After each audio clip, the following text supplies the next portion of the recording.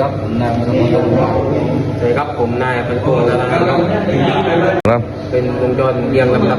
เกิดขึ้นพร้อมกันครับใช่ได้ไหม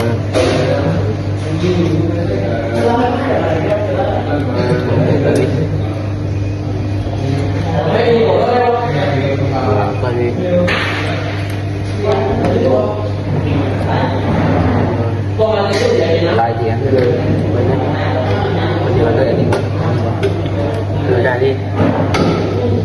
มันจะมี14ออกจาก14ดาวดิดา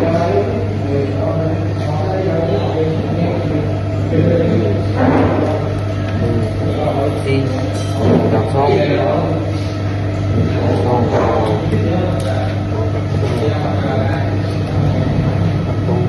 ผ่านล่าง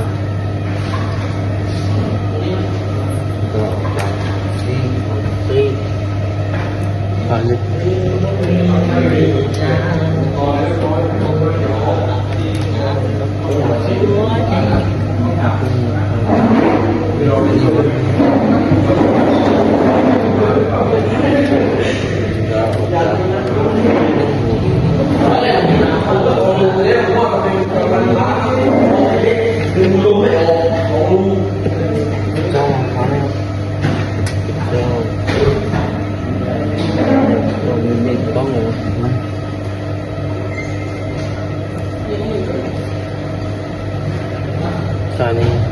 ตอนนี้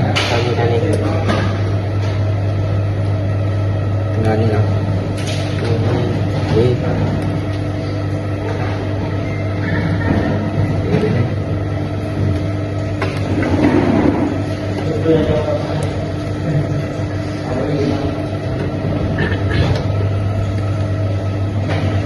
ออกมาสุก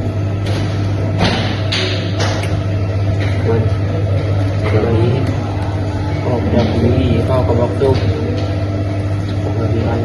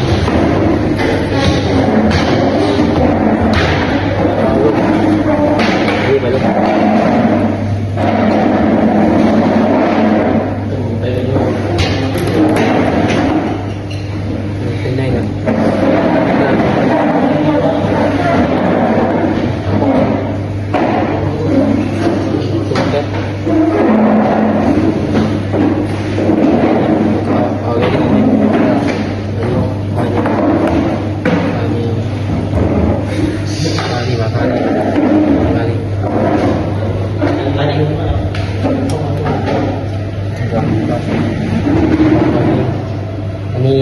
ข้าวลมนี่ข้าวลม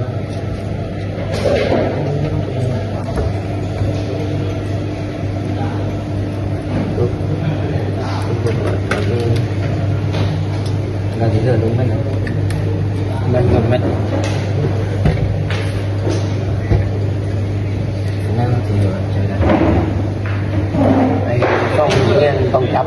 ถูกได้อีกได้ใช่ไหมต้องจับใช่ฉันนะ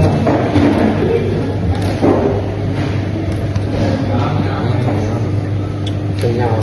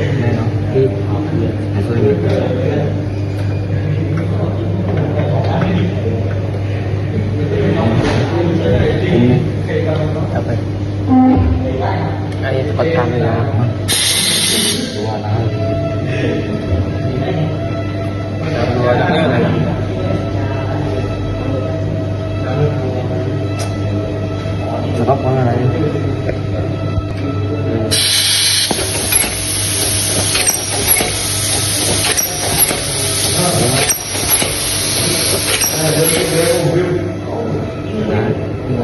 ะ